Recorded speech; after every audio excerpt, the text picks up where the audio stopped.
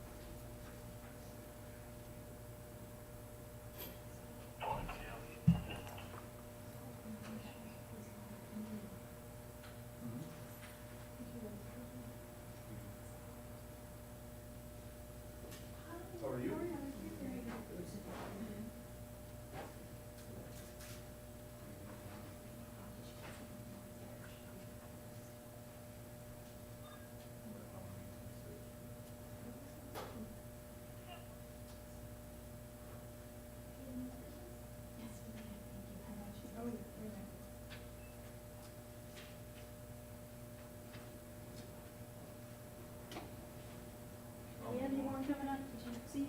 I'll need one, Shelby. Anybody else that pulled that? All right.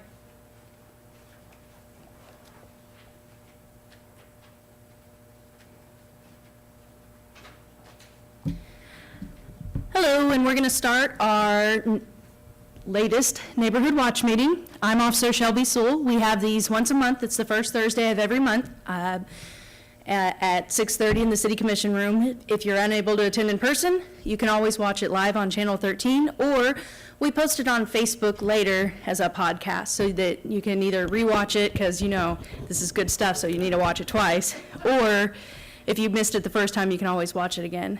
So we have not one but two speakers tonight, one of which is going to be Sergeant Rocky Yell, who's going to be talking about DUI effects and enforcement.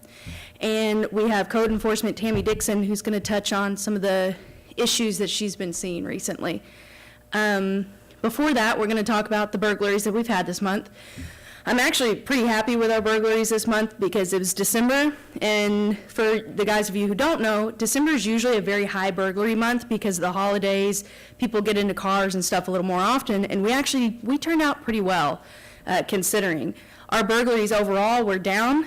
We had 10 residential burglaries, 4 vehicle burglaries, and 1 commercial burglary for a total of 15, which is quite a bit less than last month's. So overall, we're down, and it was a holiday month, and it was still low, so I'm very happy with you guys. You're doing a good job. When you're seeing things that's suspicious, you call it in, and that's exactly what we're wanting from you guys. We're also getting some great tips on other things, such as code enforcement issues, barking dog, animal complaints. People really like the tethering law. They like that we're enforcing that. We've been getting a lot of calls on that, and that's great. We like going out and doing things that makes the community look better. So if you see something that's a code violation, that is a neighborhood watch issue. If you see something that is an animal control issue, that's a neighborhood watch issue. You might get together for your monthly meeting and talk with each other and say, hey, you know what, last night at 10 o'clock, a guy drove through the neighborhood and his music was thumping. And this guy drives through my neighborhood every night at 9:30, 10 o'clock, and his music's thumping. Could we do something about this? Well, that's not something that you guys might be able to handle yourselves, but you can contact the police department to tell us, and we should be able to go out there and maybe sit in the area if we have time pending, obviously, and calls pending, go and see if we can't catch the guy going through the area. So even the little things can be a neighborhood watch related issue. Barking dogs, you know, your neighbor's dog barks all times of the night, that's a neighborhood watch issue. That is something that maybe you can handle yourself. If you know whose dog it is, you can get together and your block captain maybe can go talk to him first. If that doesn't solve the problem, then you can contact Paul, and Paul Stinson, our animal control officer, and he can go out and take care of it. So, like I said, neighborhood watch isn't just burglaries, although we really like it when you guys are being our eyes and ears out there, because that means there's not just 25 officers on the street, there's 10,000 officers on the street. So keep it in, keep calling. Everybody remember what the definition of suspicion is? Anything out of the ordinary. So if you see anything out of the ordinary, go ahead and give us a call. I'm going to go ahead and let Sergeant Rocky Yell come up and do his thing with DUI. Thank you, Shelby.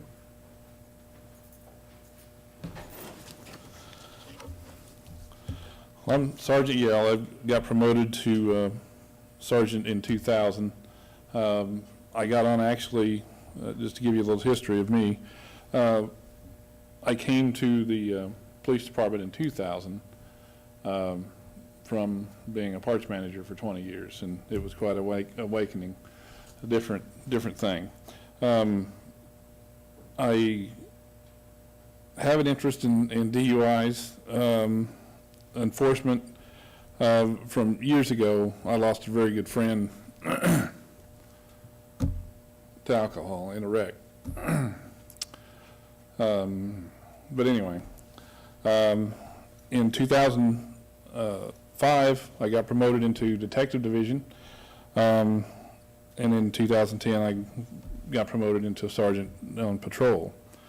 I've always done the IDDP, or most of my career, done the IDDP, which is drunk driving deterrent program through the state. The state pays for officers to come out. I think we were doing 6, saturation patrols, and there's 2 check lanes we do, which the check lanes we hand out these pamphlets that we handed out to everyone. And it has some information in here about the DUIs. They are really, a DUI conviction is very expensive, and it amazes me of how much coverage the media gives and how expensive they are that people continue to do it. I have some statistics, I'll just bore you with a few of them. But alcohol or impaired motor vehicle accidents cost the taxpayer an average of $132 billion a year. That's through damage, medical, lives. Every year there's at least 10,000 people killed in alcohol-related accidents over the U.S. It's 4 times greater at night than it is during the day. 30% of the fatality accidents occur on weekends. In 2009, I thought this was an odd, I don't know why, an odd statistic, but 40% of motorcycle accident deaths in 2009 had a blood alcohol concentration or a blood alcohol concentration of over 0.08, which 0.08 is the legal limit. And I don't know why it was so high just for that year, but that one really stands out. A third of the drivers arrested for DUIs were repeat offenders. In 2011, 226 children were killed in drunk driving crashes. Of those, 122 were passengers. So the other 106 were probably pedestrians, or they were in the other vehicle. Every day, 28 Americans are killed by drunk drivers, and that's about 1 every 52 seconds, or 52 minutes. 50 to 75% of convicted drunk drivers continue to drive even on suspended license.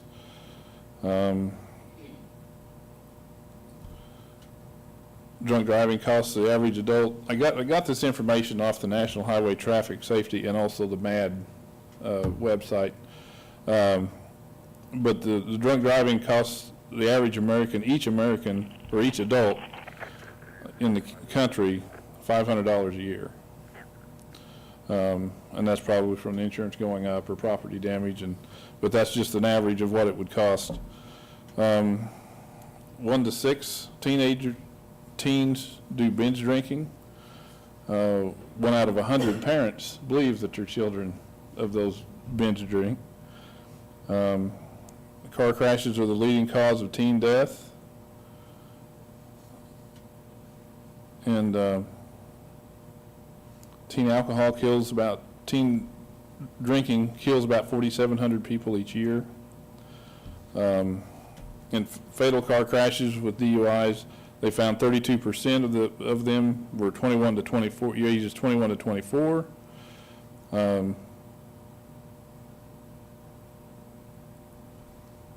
30% was aged 25 to 34, and 24% was age 35 to 44. So you got another like 16% to divide for the younger drivers and older drivers. In 2012, 123 officers were killed in the line of duty, 21 from auto accidents or DUI investigations. That number was down from 123 to 105 last year. Of course, one is too many. And 26 were killed in auto. So we're still high on the officers being killed in auto accidents or DUI investigations.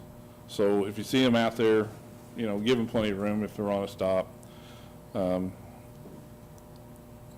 The deadliest state in both years, 2012 and 2010, for police officers was Texas. 11 officers were killed in 2012 in Texas, and 14 were killed in 2013. 2013, February was the most dangerous month for law enforcement, 14 deaths. In 2012, it was January with 15. So those were some statistics, the serious part. But when Shelby asked me to come and talk, I didn't know, you know, what to really talk about other than maybe walk you through just a standard DUI when we're on patrol or we show up at a car accident.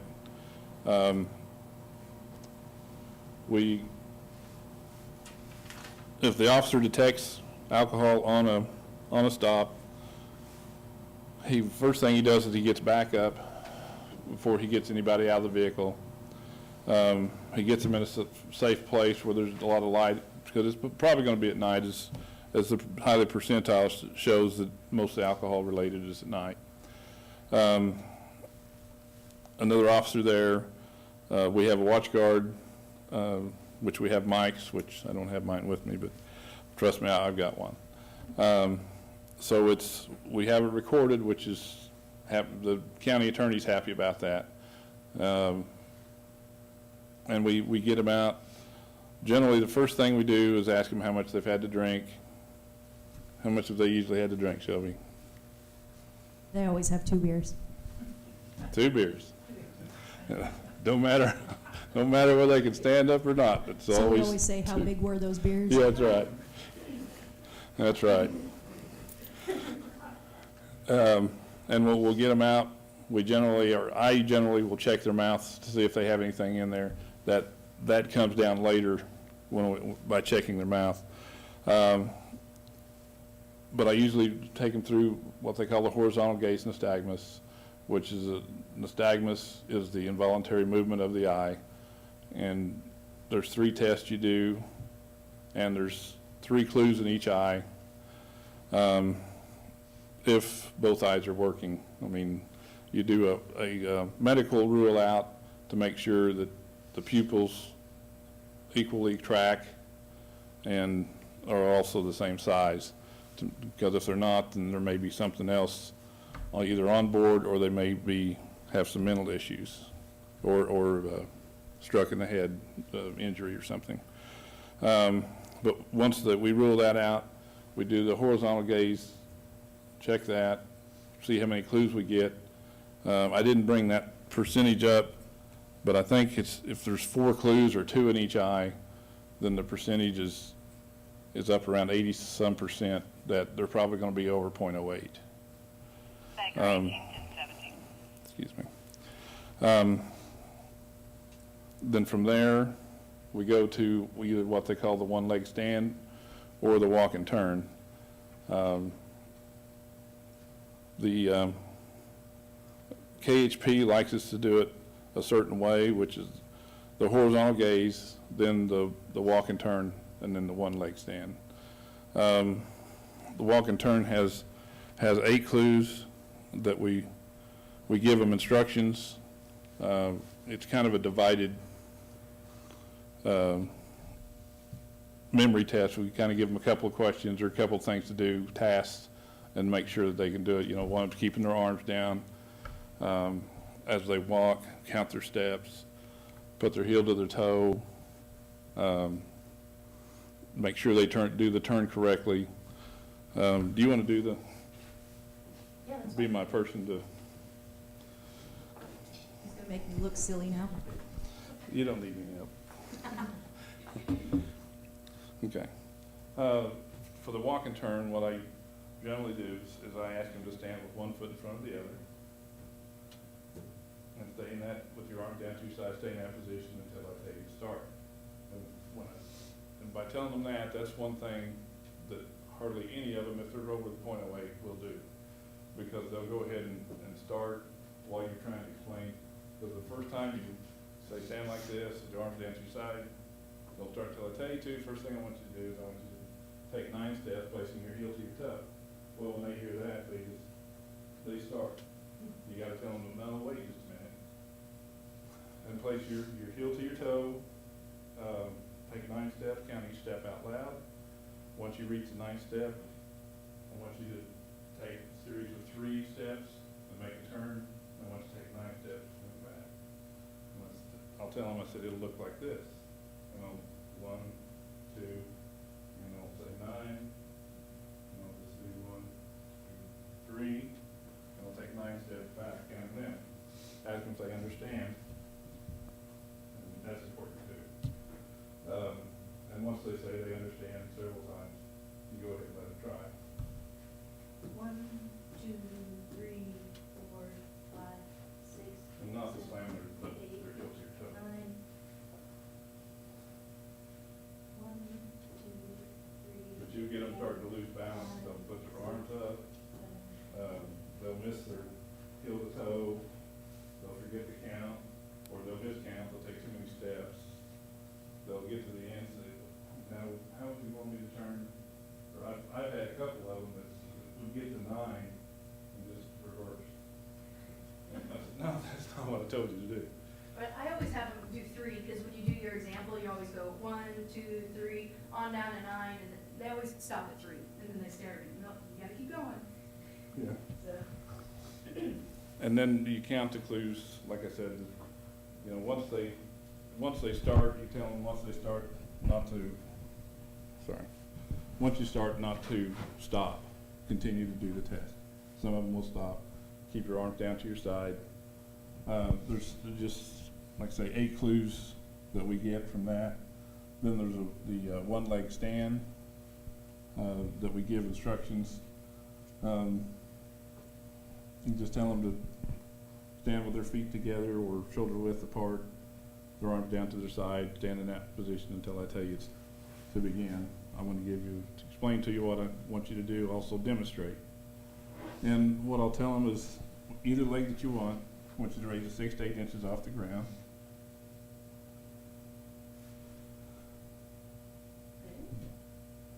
And I want you to count by 1,000, 1,001, 1,002, 1,003. I want you to keep your arms to your side. I want you to watch your toes as you count. Keep your back leg straight. And if you have to put your foot down, you know, don't fall down, but if you have to put your foot down, it could count against you. And then you can tell them to begin. And depending on what we do is we time this because some people count slow, some people count fast. If you tell them to count to 1,000, they can do that in 10 seconds. 2015, 2016, 2017, 2018, 2019. And you also tell them to count out loud. And some people can't do that. It's just a multiple task thing that they can't do. Okay, you put your... And then, once we do all that, do you want this other one? Okay. Once we do that, we pretty well determine whether or not they're probably over the limit.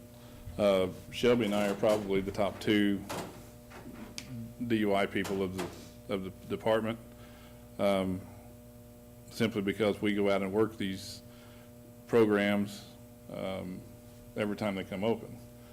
And sometimes we're the only 2, you know, because some people are busy, sickness and all that stuff, and they're not available to do it.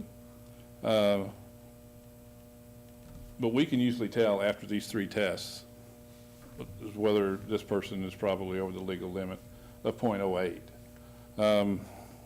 If We also have what they call a PBT, which is preliminary breath test.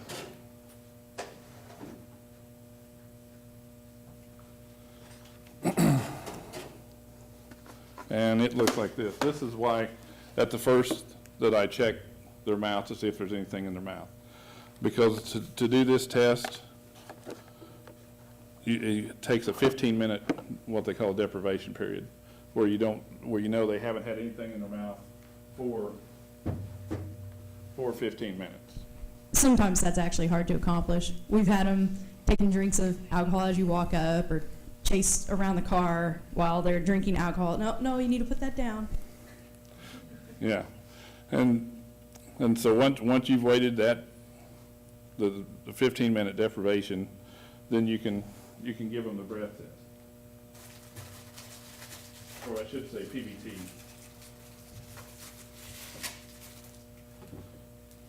And what this is just a PBT just stands for preliminary breath test.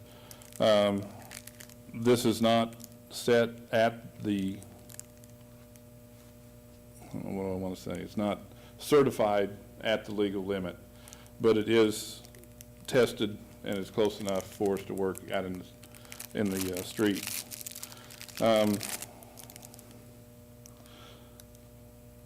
If it is refused, we tell them that if they refuse to blow in it, they'll be issued a citation. It may require further testing later on, and you don't have the right to consult with an attorney.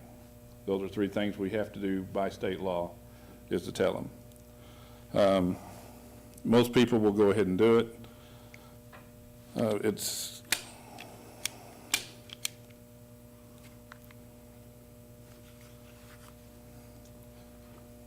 I shouldn't have had that cocktail, is what You you're shouldn't have had that drink.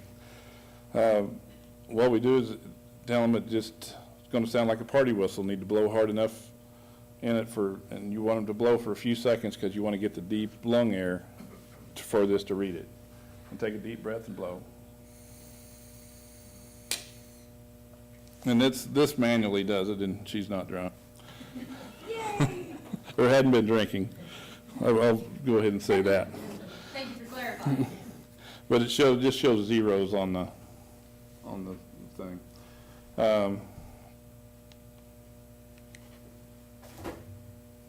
Like I say, some officers will use it. It's not necessary that we do it. It's just another tool for us to verify. As Shelby and I both know, that if somebody is diabetic and going into a diabetic problem, they can also have resemblance of a DUI or being drunk. So you also have to be able to make that separation. We usually ask them if they are diabetic or not, or had any problems with blood sugar. And then from there, we tell them that they're under arrest for suspicion of DUI, handcuff them, bring them down to the station, and officers can either go by checking their mouth and knowing they didn't have anything, but the right way is to do it is once we bring them into the department, then we start another deprivation period of 20 minutes for the intoxilizer, because it has to be a 20-minute deprivation period for it to blow in it, for the breath sample. You can go off of when you first started to stop, but you have plenty of time that you might as well just, we just go off of bringing them into the department and starting there, so we can start fresh, because we'll start another video camera and videotape all that. And that's when usually the crying and the begging and I'll never do it again. But the only reason they're sorry is he got caught, of course, probably. Then there's what we call a DC. I don't know if I brought one.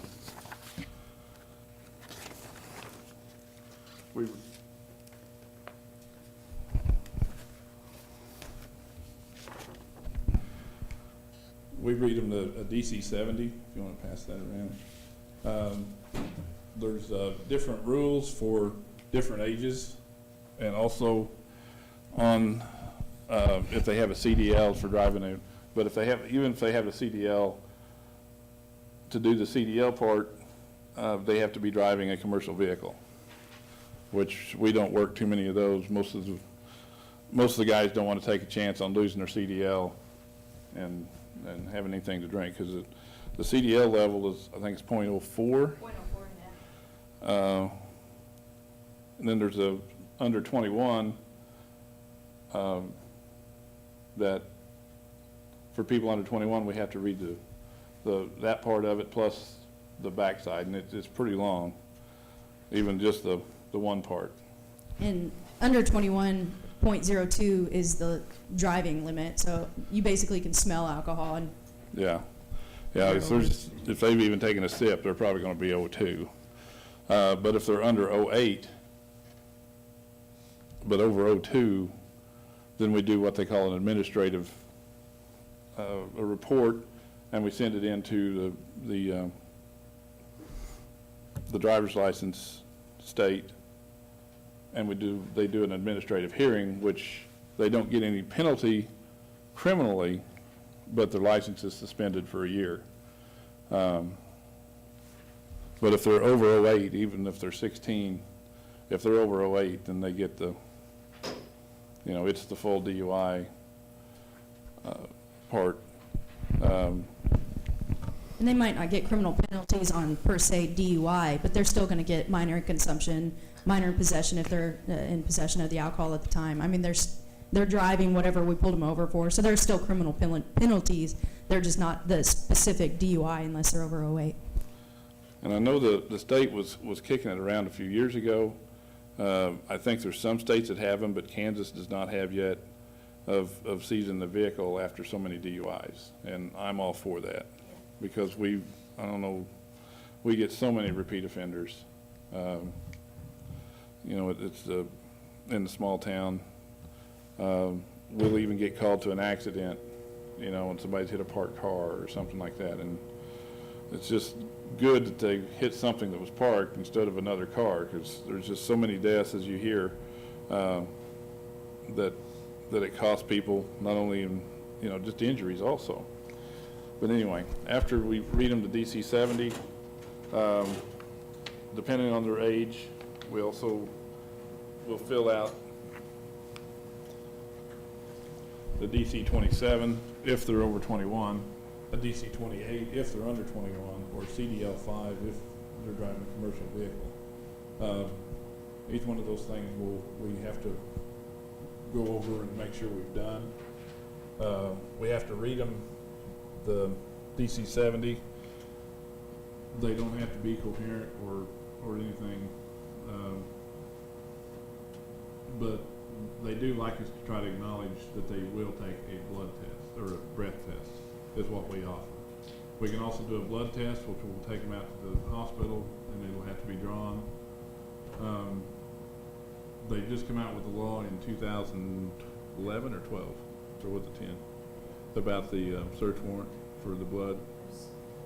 Passed in 2010, started. Yeah, that if people refuse to take the breath test, we can apply for a search warrant, and if the judge signs it, we can take them out to the hospital and draw their blood, even if they don't want to give it. So it's getting to where, and that's a separate charge than the DUI.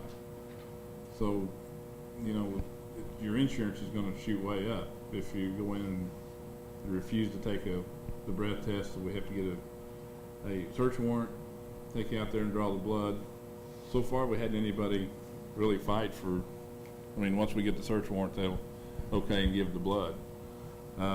We can take them to Independence if they're still not allowing us to do the blood. They've got a chair over there. We can strap them down and we will take their blood. We have 3 hours from the time of the stop to finish the testing, to either get the breath test or the blood work.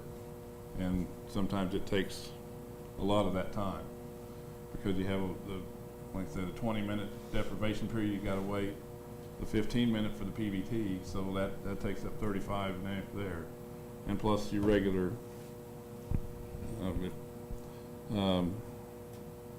field sobriety is what we call.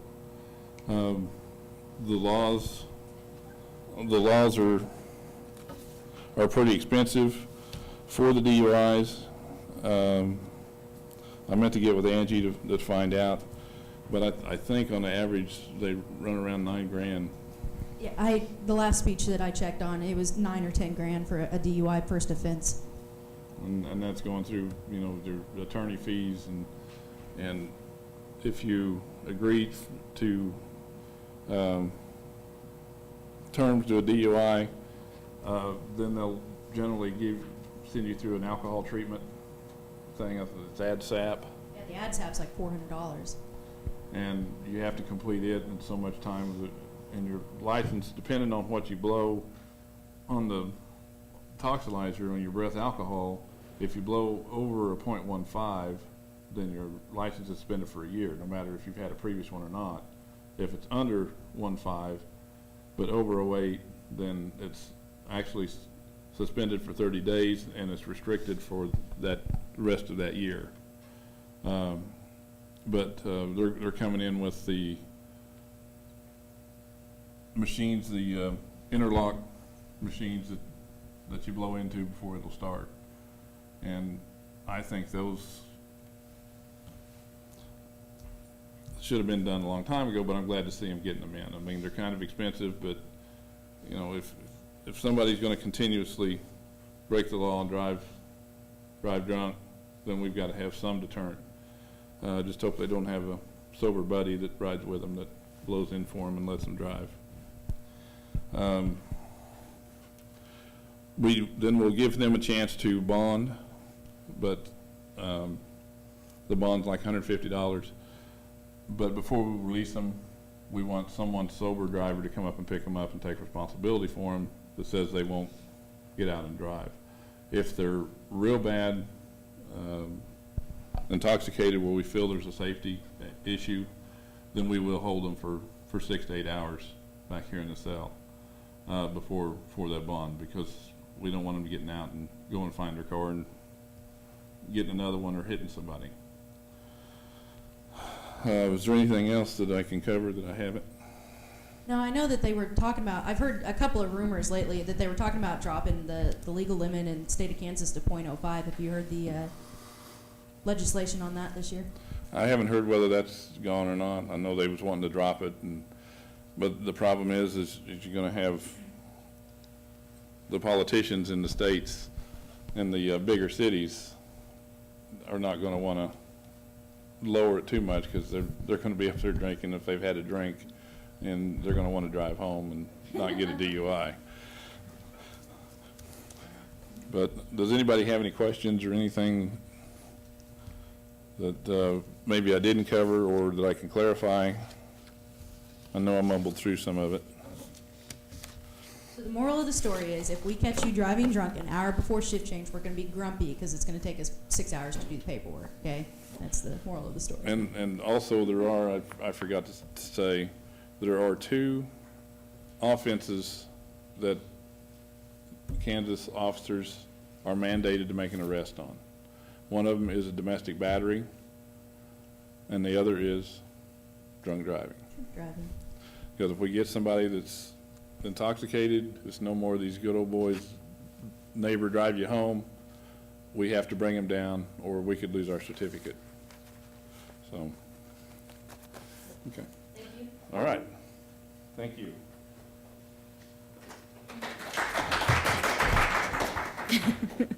So, yeah, you don't want Sergeant Yellereye to pull you over if you're drunk, because we're pretty good at detecting it. And actually, both of us have advanced DUI detection where we can notice, say we do field sobriety, you don't have any medical issues, but you still fail field sobriety, and you still have nystagmus, we know something else is on board, and we'll do a drug DUI.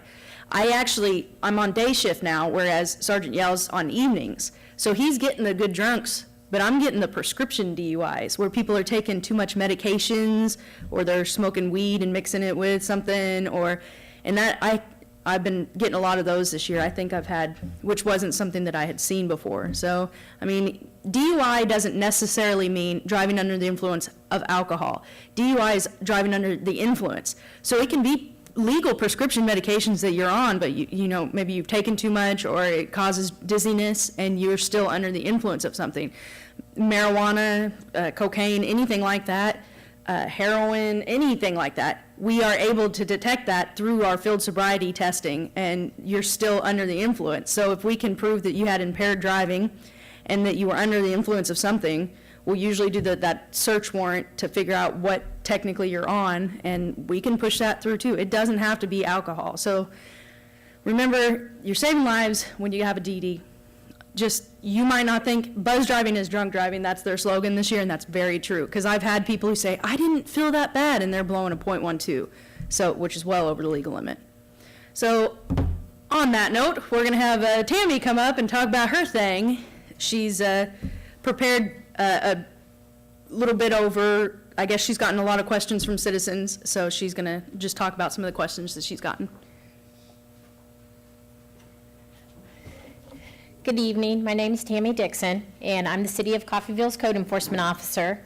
And one of the goals that my office set for this year in 2014 was to increase the awareness and education about the city ordinances that my office is required to enforce. In a residential survey that the city sponsored, out of 13 categories, community development was ranked number 3 in importance. And within community development, there are 9 categories. And the top 4 categories that the citizens ranked as high importance were number 1, appearance and cleanliness of neighborhoods. Number 2, cleanup of debris on private property. Number 3, removal of dilapidated structures. And number 4, the exterior maintenance of residential properties. Now, these top 4 citizen concerns all involve my office. So the overall response that we heard from our citizens was, we want a cleaner Coffeyville. So our office took that request seriously, and we kicked off that request by holding 3 local cleanups in 2013. And our city moved approximately 500 tons of waste out of our community. So that response reinforced the seriousness that the citizens were requesting, and that was for a cleaner Coffeyville. The individuals, groups, clubs, businesses that came out to volunteer their time and not only take advantage of the cleanup, but to help their neighbors take advantage of that cleanup, showed that we as citizens are interested in each other and in a cleaner Coffeyville. So tonight I just wanted to talk about one of the new pushes that we're making to aid our city in obtaining that goal, and it is our alleys and backyards. If you've tried to drive down alleys recently, you might have noticed that it's hard to do so in some without dodging bushes, shrubs, trees, overgrowth, all while getting to view trash, debris and unwanted items in our backyards. So, and we realize it's easy to forget about what's out back, especially if you've built a fence or you've created a shrub line for privacy. It's easy to kind of forget about even what's on the other side of there. However, this is one of the more noticeable problems in Coffeyville, and that natural overgrowth that is allowed to get out of control. It collects trash, unwanted pests, and so we're urging people to please go out and take a look at your backyards and look at those bushes, shrubs, weeds, trees in the back of your property, and make sure that you're keeping them neatly pruned and under control, that they are not encroaching on any public right-of-way, which would be a street, sidewalk, alley, easements, or anybody else's property. I get that a lot. And that they're not also, your backyard is not housing trash and unwanted items.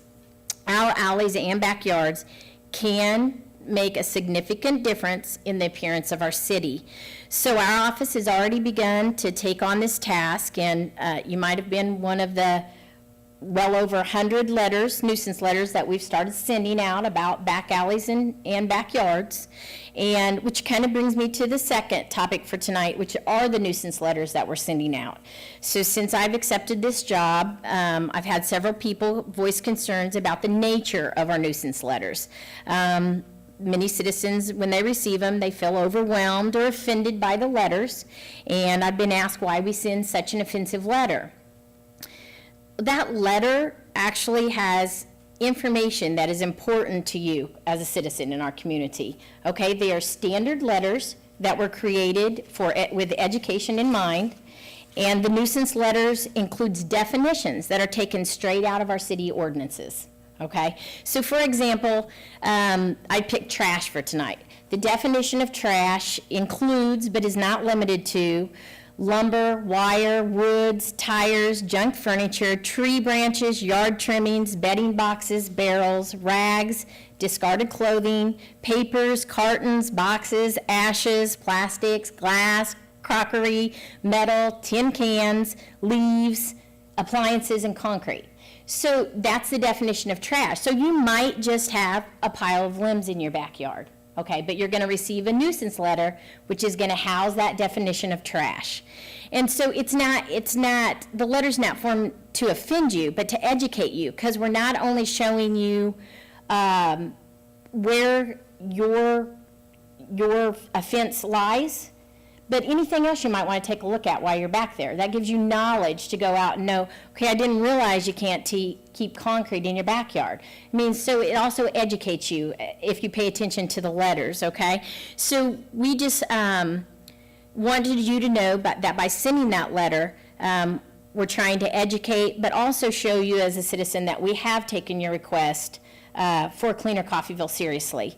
And I encourage anybody to call or email or come down to the office. I get that all the time. I get requests to meet people on properties. I will always come out and meet with you. I am always more than willing to discuss whatever concerns you have on the phone, or come and meet you to discuss those concerns. So we encourage you to call in with any questions that you have, come by, get to know what the Code Enforcement Office stands for. We're located in the fire department, and we're going to try to use this platform in the future to just kind of start some education. We're looking at putting a brochure together and hopefully doing a little bit more online for people. So I'd like to thank Officer Sewell and all the police department for allowing me to use the Neighborhood Watch program as the first platform in 2014 to do a little bit of education.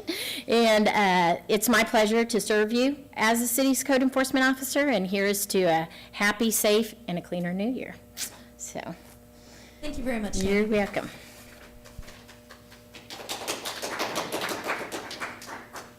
All right, usually these bad boys are only about a half an hour, but we're going a little bit long tonight, so I'm going to wrap it up real quick. First off, we have signs going up all over town. We have 2 left, so come on, guys, get active, come to the meetings, and if you are active, you are coming to the meetings, or you just have an active neighborhood watch in your area and you would like a new sign, holler at me, and I will try to get one up in your area. And the second thing is, we are doing a thing on January 24th. We're doing a program called Coffee with a Cop, and Utopia has agreed to sponsor us on this. We are literally going to go to Utopia, and we're going to drink coffee. That's what we're doing. There's going to be a group of us, and if you want to come and you want to talk to us and you want to ask questions that maybe you don't want to call the station, or you see a cop on their lunch break and you don't want to bother them, but you have questions, now is your time to come. You can come drink coffee with us at Utopia, and it's Friday, so it's going to be a cinnamon roll day, which I don't know if you've had their cinnamon rolls, but they're fantastic. I don't eat donuts, but I'll eat a cinnamon roll. So come on down. It's going to be January 24th, which once again is a Friday, and we're going to start advertising this a little bit more, so you guys will hear about it. We're going to try to make this an annual thing, not like the Neighborhood Watch meetings, which is every month, but something that we do every couple of months, just so citizens have a chance and a platform to come talk to us. So thank you guys very much for coming out tonight, and if you have any more questions, I'm Officer Sewell. You can always contact the police department at the non-emergency number, which is 252-6160, and just ask for me, and if I'm not there, you can leave a message and I'll get back with you. Thank you guys. Appreciate you coming out.